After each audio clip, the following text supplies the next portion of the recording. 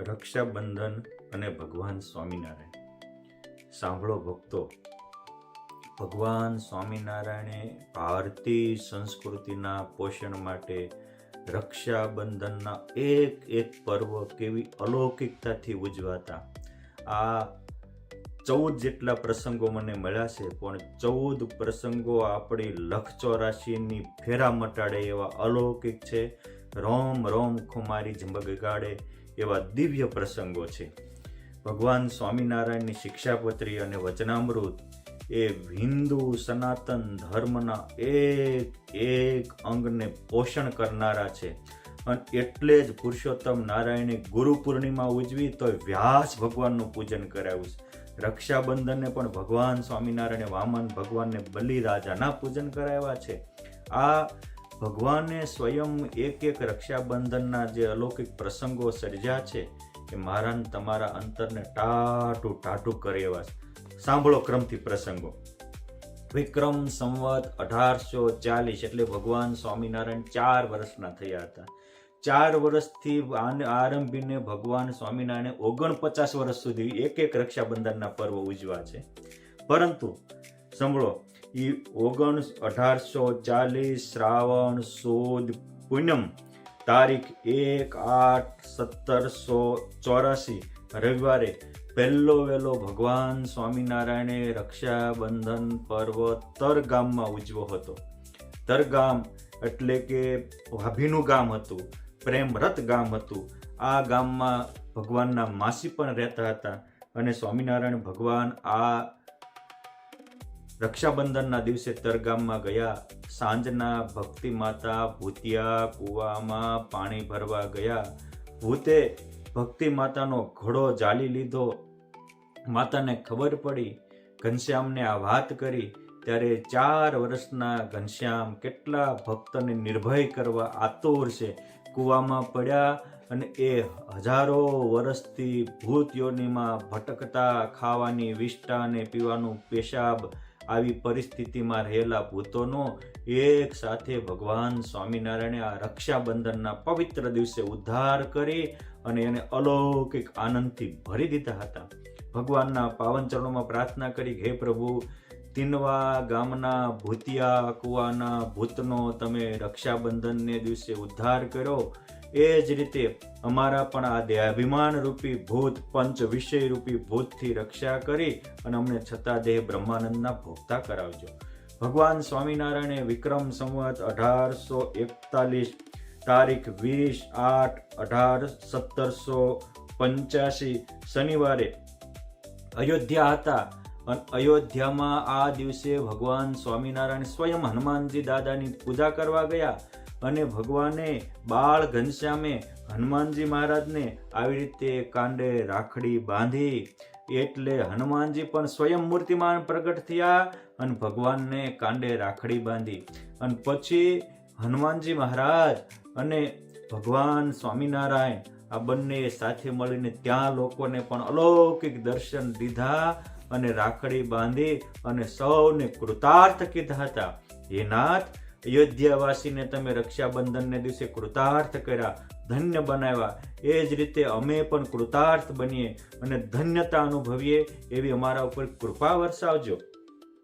ભગવાન સ્વામિનારાયણે 1873 જન્માષ્ટમી મીનસાગર ત્યાં ગયા હતા. અને મીનસાગરના કિનારે એ વખતે બહુ મોટો મેળો ભરાયો હતો. અને એ મેળાને કાંઠે મેળામાં ઘણા લોકો આવ્યા. એમાં 4 સુરદાસ હતા. શ્રીજી મહારાજે કૃપા કરી અને આ 4 સુરદાસને ભગવાન સ્વામિનારાયણે નેત્ર પ્રદાન કર્યા. અને આ ચર્મચક્ષુના નેત્ર આપ્યા, એની સાથોસાથ અંતરના નેત્ર પણ ખોલી દીધા.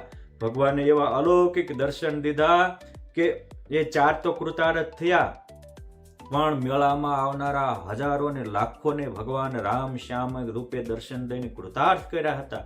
હે નાથ, આપ માત્ર 6 વર્ષના જ હતા ત્યારે આ સુરદાસને નેત્રદાન આપ્યા. અમે જન્મો જન્મથી ભટકીએ છીએ. પ્રભુ, અમને પણ અમારા અંતરના નેત્ર ખોલી આપો અને અમને પણ બ્રહ્મને પરબ્રહ્મની લગ્નથી નવરાવીને ધન્ય બનાવી દો એવી આપના પાવન ચરણોમાં આજે પ્રાર્થના. આપણા નંદ સંતો પણ આ પ્રાર્થના કરતા હતા. પ્રેમાનંદ સ્વામી એક પદમાં લખ્યું છે કે રક્ષા બાંધત મુનિ ધીર, શ્રાવણ સુદ પૂનમ કે દિન રક્ષા બાંધત મુનિ ધીર. શ્રાવણ સુદ પૂર્ણિમાના દિવસે બધા જ પરમહંસો એ પુરુષોત્તમને રાખડી બાંધતા હતા.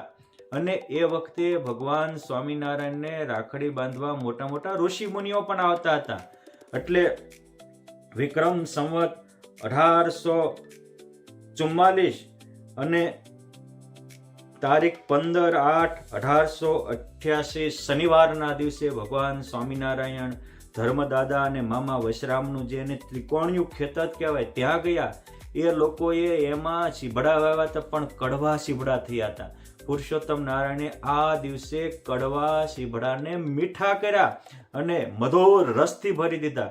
હે મારા નાવલિયાનાથ, અમારા જીવન પણ કામ, ક્રોધ, લોભ, મદ, મોહથી કડવા થયા છે. અમારા જીવનને પણ બ્રહ્મને પરબ્રહ્મના મધુર રસથી ભરી દેજો. ભગવાન સ્વામિનારાયણ 1846માં મીન સરોવરના કાંઠે સ્નાન કરતા હતા.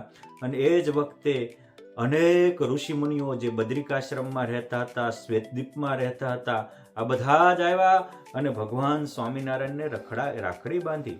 એ વખતે અનંત દેવો પણ ભગવાનના દર્શને આવ્યા હતા. ત્યારે ભગવાન સ્વામિનારાયણ બધાની રાખડીને ઝીલવા માટે એક સાથે ભગવાન સ્વામિનારાયણે સહસ્ત્રભુજ રૂપ, દિવ્ય રૂપ ધારણ કર્યું અને બધાની રક્ષા એક સાથે સ્વીકારી.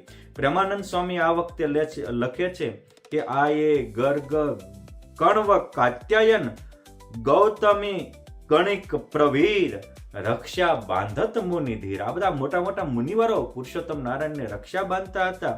અને કે છે દેત આયુ આશીષ ચિરંજીવી શ્રીપતિ, હરો સકલ દુઃખ પીર. હે નાથ, તમે અમને એવા આશીર્વાદ આપો કે તમે ચિરંજીવી થાવ અને અમે તમને એવા આશીર્વાદ આપીશું કે તમે પણ ચિરંજીવી થાવ અને આખા વિશ્વની પીડાને હરી લો.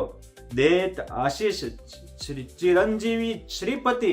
શ્રીપતિ એટલે પરમાત્મા, લક્ષ્મીના પતિને આ બધા ચિરંજીવીઓ કે મોટા મુક્તો આશીર્વાદ દેતા કે તમે ચિરંજીવી બનો અને હરો સકલ દુઃખ પીર. પ્રેમાનંદ ઘન શ્યામ નિરખી છબી, ગાવત ઠાડો હજીર. પ્રેમાનંદ સ્વામી કે આવા રક્ષાબંધનના પર્વના દિવસે પુરુષોત્તમ નારાયણના ચરિત્ર ગાવત ઠાડો હજીર, હું હાજરમાં રહીને પુરુષોત્તમ નારાયણની પાસે આ કીર્તન બોલતો હતો.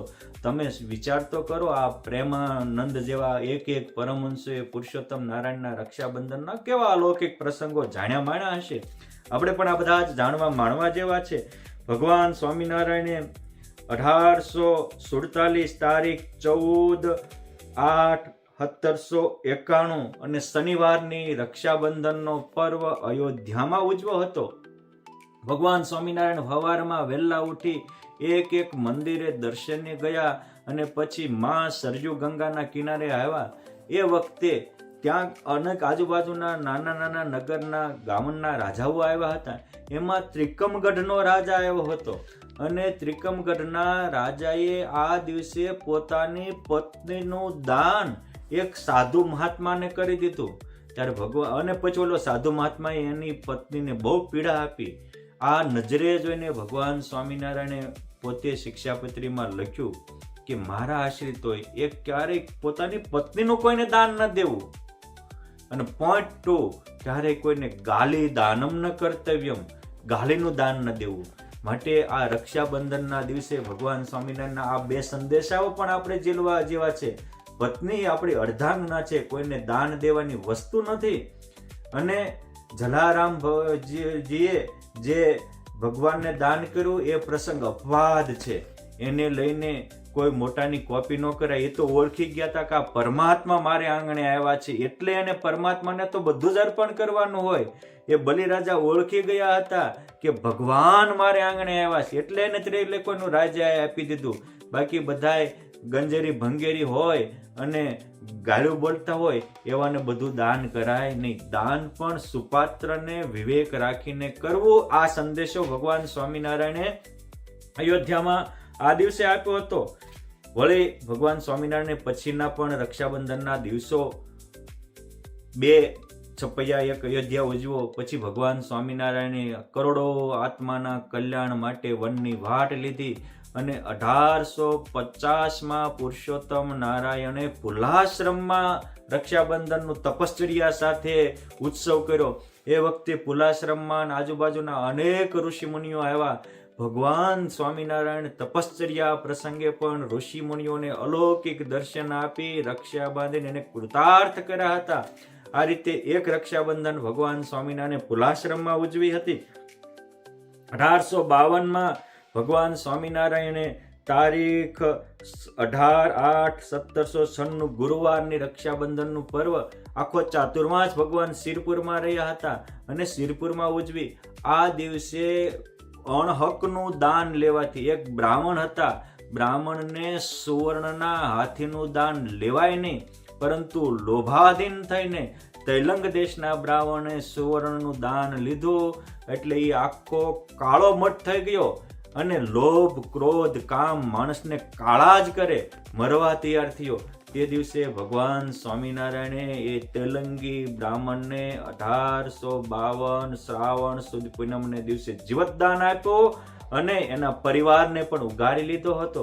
હે પ્રભુ, અમે પણ કામ ક્રોધાદિકથી કાળા થયા છીએ, માટે અમારા પણ દોષને હરી લો અને અમને પણ અમર પદ, મહામુક્ત પદની પ્રાપ્તિ થાય એવું જીવતદાન આપો, એવી આપના પાવન ચરણોમાં પ્રાર્થના.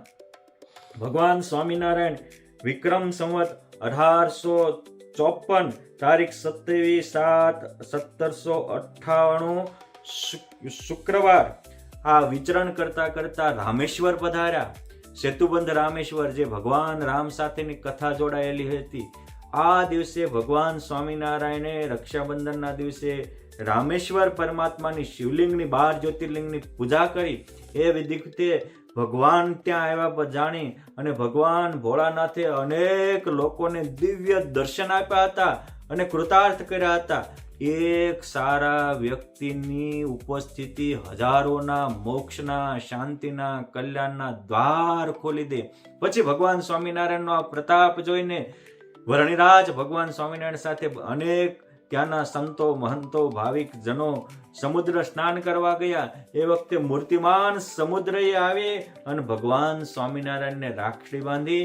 આવું ચરિત્ર પણ સ્વામિનારાયણ સંપ્રદાયમાં સુવર્ણ અક્ષરે લખાયું છે. વળી ભગવાન સ્વામિનારાયણ વિક્રમ સંવત 1855 વંથલી પધાર્યા. વંથલીમાં સૂર્યકુંડ છે, જ્યાં ભગવાન વામનનો જન્મસ્થાન થયું હતું અને એટલે તો આપણા જૂના ગ્રંથોમાં વામન સ્થળી તરીકે જ પ્રસિદ્ધ હતા. ભગવાન ત્યાં ગયા, સૂર્યકુંડમાં નાહ્યા. એ વખતે વામન પાછા 3 કળપથી આખા વિશ્વને બાંધ્યું એટલે એને ત્રિવિક્રમ કહેવાય. આ રૂપે પણ અનેક લોકોને દિવ્ય દર્શન આપી અને પોતાનો નિશ્ચય કરાયો હતો. આજ પુરુષોત્તમ નારાયણ વન વિચરણ કરી પૂર્ણ કરી અને પછી લોજમાં પધાર્યા. પીપલાણામાં દીક્ષા ધારણ કરી, જેતપુરમાં ગાદીએ બેઠા અને પછી સ્વામિનારાયણ ભગવાનના સત્સંગ વિચરણના પ્રસંગો ચાલુ થયા.